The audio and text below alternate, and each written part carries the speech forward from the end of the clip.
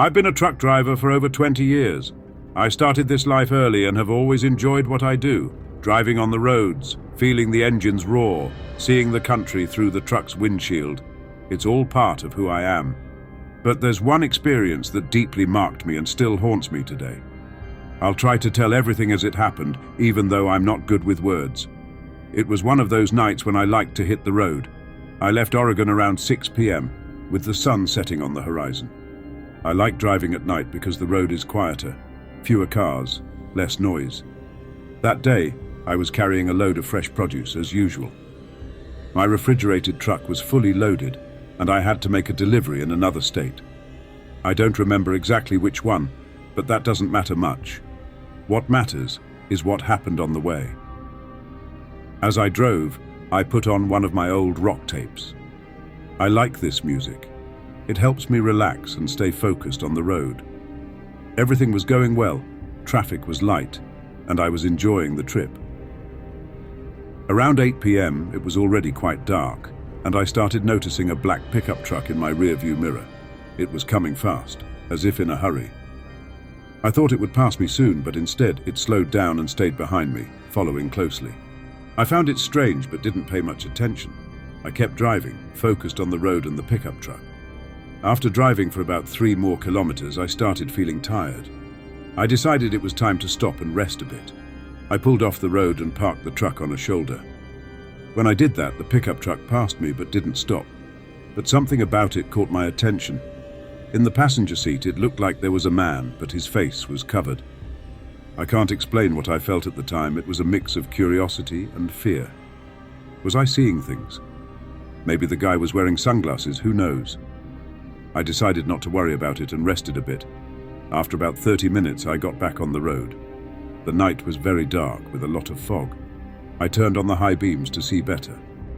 I had been driving for about 2 kilometers when, suddenly, I saw the same pickup truck stopped in the middle of the road with its hazard lights on. I tried to pass, but I saw that the driver's door was open. That made me even more suspicious. I stopped the truck a little ahead and got out, flashlight in hand. I wanted to see if anyone needed help. I approached the pickup truck and realized there was no one inside. The seats were empty, but what really caught my attention was a red stain which looked like blood on the passenger seat. My heart started racing. I looked around trying to find any clues about what had happened. That's when I saw a blood trail leading towards the woods beside the road. I'm not the kind of guy who gets involved in trouble, but something inside me said I needed to follow that trail. Maybe someone was hurt and needed help. I followed the trail with my flashlight, and soon I heard voices.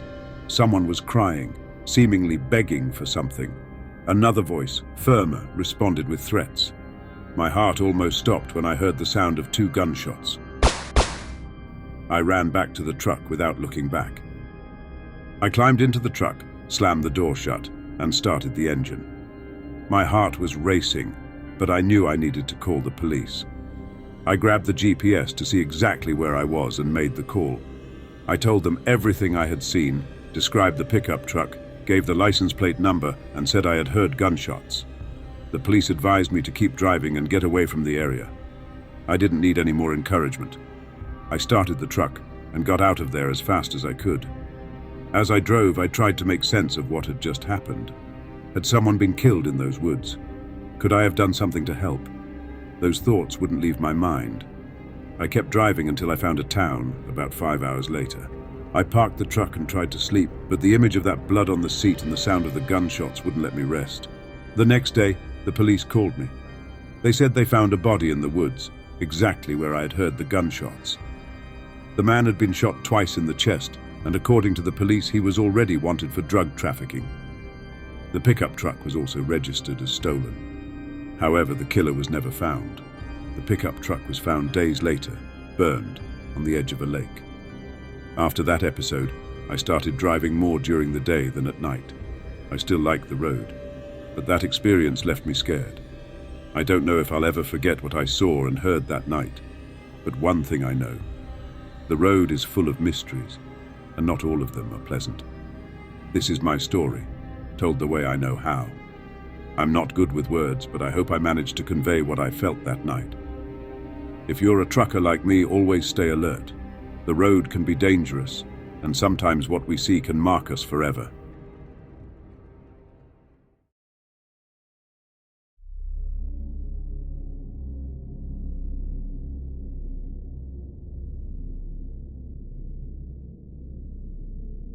I'll tell you about something that happened to me one night that I'll never forget.